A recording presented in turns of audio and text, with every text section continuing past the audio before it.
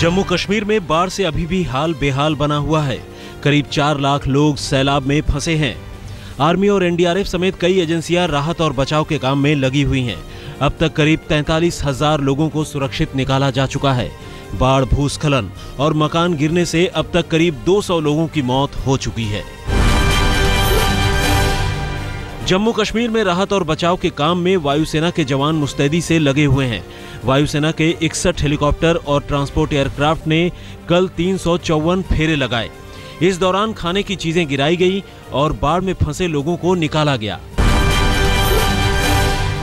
सेना और आपदा प्रबंधन के जवान मुस्तैदी से राहत और बचाव कार्य में लगे हुए हैं, लेकिन सैलाब में फंसे लोग गुस्से में हैं। श्रीनगर एयरपोर्ट पर फंसे लोगों ने स्थानीय प्रशासन पर अनदेखी करने का आरोप लगाते हुए एनडीआरएफ के लोगों पर ही अपना गुस्सा निकाला। लोगों का कहना है कि उन्हें पानी और भोजन नहीं मिल रहा है। हम तो इतने दिनों से इतनी फैमिलियां हमारी उधर पर हम आपस में ही, अभी देखिए मेरा साला आ रहा है दूर से खाना लेने। गवर्नमेंट ने 11 करोड़ रुपए का पैकेज दिया। मैं गवर्नमेंट से एक रिक्वेस्ट करना चाहता हूँ, 1 करोड़ के लिए आप क्या रबड़ की नावें लाए, हमें बचाइए। सेवा। दिल्ली के बीजेपी अध्यक्ष सतीश उपाध्याय ने जम्मू कश्मीर के लिए राहत सामग्री रवाना की। इस मौके पर उपाध्याय ने कहा कि अगर जरूरत पड़ी तो और राहत सामग्री भेजी जाएगी।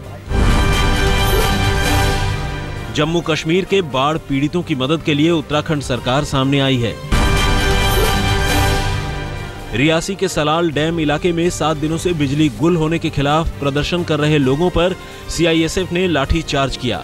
सलाल पावर स्टेशन में घुसने की कोशिश कर रहे प्रदर्शनकारियों को रोकने के लिए सीआईएसएफ के जवानों ने आंसू गैस के गोले छोड़े और हवाई फायरिंग भी की।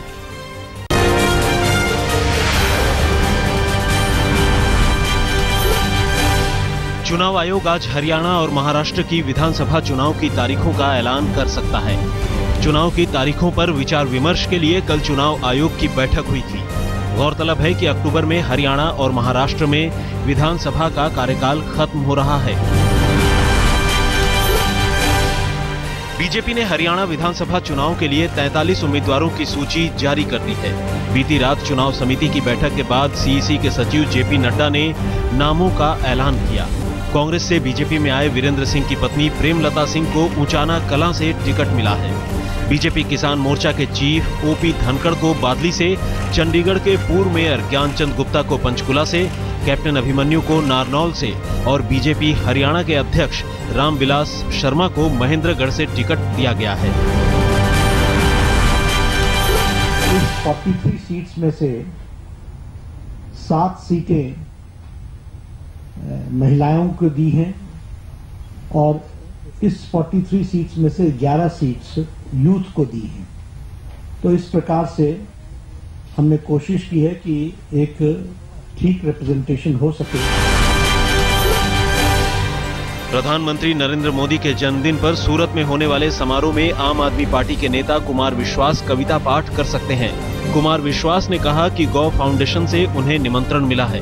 अगर उनकी शर्तों को संस्था मान लेती है तो वो पीएम मोदी की मौजूदगी में भी परफॉर्म करने के लिए तैयार हैं। उन्होंने कहा कि पार्टी और उनकी निजी प्रतिबद्धता 2 अलग चीजें हैं। आम आदमी पार्टी के संयोजक अरविंद केजरीवाल प्रधानमंत्री नरेंद्र मोदी को देश का सबसे लोकप्रिय नेता मानते हैं। आज तक से खास बातचीत में केजरीवाल ने कहा कि हालांकि 100 दिन में मोदी सरकार ने कोई अंतर पैदा नहीं किया, लेकिन सरकार से अभी भी काफी उम्मीदें हैं। मुझे लगा कि उन्होंने स्वेरिंग इन के दौरान दूसरे देशों को बुलाया था, स्पेशली पाकिस्तान को भी बुलाया था, श्रीलंका को। आई थिंक वो अच्छा कदम था। नोएडा की चुनावी रैली में कथित भड़काऊ भाषण का संज्ञान लेते हुए चुनाव आयोग ने बीजेपी सांसद योगी आदित्यनाथ को कारण बताओ नोटिस जारी किया है। चुनाव आयोग ने इसे पहली नजर में आचार संहिता के उल्लंघन का मामला बताया है। आयोग के मुताबिक आदित्यनाथ ने भगवान राम के नाम पर बीजेपी उम्मीदवार के लिए वोट मांगे। बीजेपी सांसद को जवाब देने के लिए शाम तक का वक्त दिया गया है।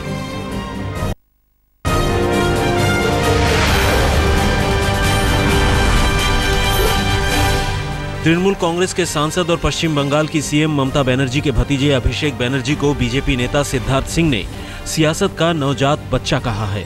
अभिषेक बनर्जी ने शारदा स्कैम में ममता पर बीजेपी चीफ अमित शाह के हमले का बचाव किया था। ऐसे जो नए बच्चे होते हैं, न्यूबॉर्न बेबीज होते हैं, कहा जाता है कि अच्छा है वो डायपर्स में ही रहें। बाहर निकलेंगे तो जनरली लोगों के, आंटियों के कपड़े भी खराब होते हैं। इस मौके पर शिवसेना के कार्यकारी अध्यक्ष उद्धव ठाकरे ने कहा है कि लोगों में शिवसेना के हिंदुत्व को लेकर गलतफहमी है, इसलिए बहुत से लोग इसमें नहीं आते, लेकिन हाजी के आने के बाद आलोचकों को जवाब मिल गया होगा। चारा घोटाले में दुमका कोषागार से अवैध निकासी के मामले में बिहार के पूर्व मुख्यमंत्री और आरजेडी सुप्रीमो लालू प्रसाद की अर्जी सीबीआई की विशेष अदालत ने खारिज कर दी है। लालू ने 3 करोड़ 47 लाख रुपए की अवैध निकासी के मामले को निरस्त करने की मांग की थी। लालू से जुड़े 4 मामले सीबीआई कोर्ट में चल रहे हैं, एक में उन्हें सजा मिल चुकी है। तेलंगाना के मुख्यमंत्री के चंद्रशेखर राव ने 2 तेलुगु चैनलों को धमकी दी है कि अगर उन्होंने तेलंगाना का अपमान जारी रखा तो उन्हें 10 फीट जमीन के अंदर गाड़ देंगे। वारंगल में एक रैली में उन्होंने कहा कि जो लोग तेलंगाना में चैनल चाहते हैं उन्हें यहाँ के लोगों का सम्मान करना सीखना चाहिए, नहीं तो उन्हें बुरे परिणाम के लिए तैयार रहना होगा। गौरतलब है कि तेलंगाना के लोगों की भावना के खिलाफ खबर दिखाने के आरोप में 2 चैनल्स TV9 और ABN का प्रसारण तेलंगाना में बंद है। महिलाओं को छेड़छाड़ से बचने के लिए पश्चिम बंगाल के विधाननगर के डीसीपी केपी बरुई की नसीहत पर विवाद खड़ा हो गया है। बरुई ने अपने फेसबुक पेज पर एक पोस्ट में लड़कियों को छेड़छाड़ से बचने के लिए सभ्य कपड़े पहनने, देर रात निकलने से बचने और सभ्य बर्ताव करने की नसीहत दी है। बरुई ने बाकायदा 12 नसीहतों की सूची पोस्ट की है। मुंबई को पहली बार दलित महिला मेयर मिली है। शिवसेना की स्नेहा लांबेकर ने कांग्रेस की उम्मीदवार प्रियतमा सावंत को 57 वोटों से हराकर मेयर का चुनाव जीता। डिप्टी मेयर का पद बीजेपी के अलका केरकर को मिला है। हिमाचल प्रदेश क्रिकेट संघ के होटल पवेलियन से जुड़े मामले में बीजेपी सांसद अनुराग ठाकुर समेत 6 लोगों के खिलाफ चार्जशीट दायर कर दी गई है। आरोप है कि होटल पवेलियन के लिए चरवाह भूमि पर करीब 2023 पेड़ों को काटा गया। अनुराग ठाकुर HPCA के अध्यक्ष भी हैं। फरीदाबाद में एयरफोर्स स्टेशन के 100 मीटर के दायरे में अवैध निर्माणों का निरीक्षण करने गई निगम की संयुक्त आयुक्त सुनीता वर्मा को भीड़ ने बंधक बना लिया। भीड़ ने उन्हें गाड़ी से उतरने तक नहीं दिया। बाद में पुलिस मौके पर पहुंची और जॉइंट कमिश्नर को मुक्त कराया। गौरतलब है कि उच्च न्यायालय की रोक के बावजूद एयरफोर्स स्टेशन के 100 मीटर के दायरे में लोगों ने अवैध निर्माण करा रखा है, जिसका निरीक्षण करने गई थी संयुक्त आयुक्त।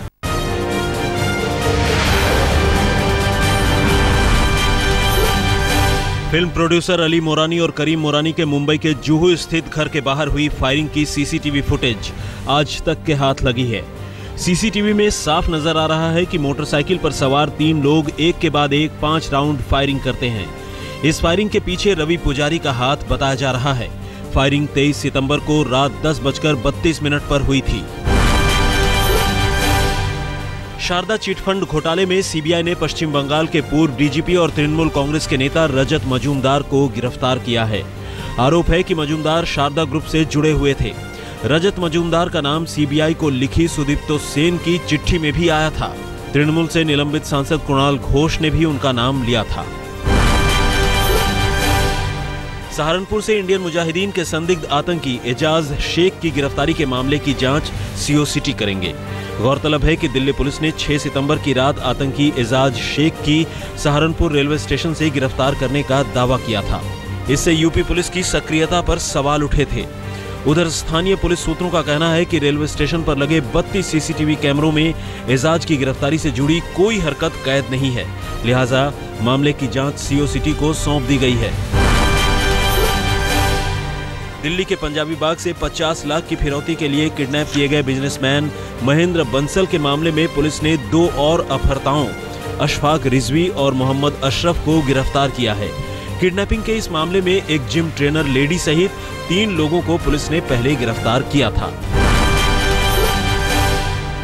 ग्रेटर नोएडा के कासना कोतवाली के बाहर रोड रेज के बाद कुछ युवकों ने करप्शन फ्री इंडिया फोर्स के अध्यक्ष प्रवीण भारतीय को पीटकर जख्मी कर दिया।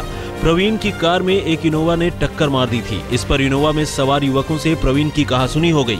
युवकों से बचने के लिए प्रवीण ने अपनी कार कासना कोतवाली की ओर दौड़ा दी, लेकिन कोतवाली गेट पर इनोवा सवार युवकों ने प्रवीण की कार ओवरटेक कर रोक दिया और पिटाई कर फरार हो गए। आरोप है कि मारपीट के वक्त वहां एक दारोगा भी मौजूद था। मुरादाबाद की ठाकुरद्वारा पुलिस ने विधानसभा उपचुनाव के दौरान शांति भंग की आशंका में जिन लोगों पर मुचलका पाबंदी की कार्रवाई की है, उसमें 1 साल के एक बच्चे का भी नाम है। बच्चे के परिजनों ने इस पर हैरानी का इजहार करते हुए पुलिस वालों के खिलाफ कार्रवाई की मांग की है। उधर आला अधिकारियों का कहना है कि अगर आरोप सच है तो संबंधित थाना प्रभारी के खिलाफ कार्रवाई की जाएगी। भोपाल के बड़े तालाब में 2 सगी बहनों ने छलांग लगा दी, जिसमें से एक बहन की मौके पर ही मौत हो गई और दूसरी बहन को गंभीर हालत में हमीदिया अस्पताल में भर्ती कराया गया। पुलिस के मुताबिक छलांग लगाने से पहले दोनों ने एक दूसरे के हाथ भी बांध दिए थे। अब तक ये पता नहीं चल सका है कि दोनों ने ये कदम क्यों उठाया। मध्य प्रदेश में राज्य स्तरीय तैराकी प्रतियोगिता की प्रैक्टिस के दौरान एक सांड के स्विमिंग पूल में कूदने से अफरा तफरी मच गई। काफी मशक्कत के बाद सांड को बाहर निकाला गया।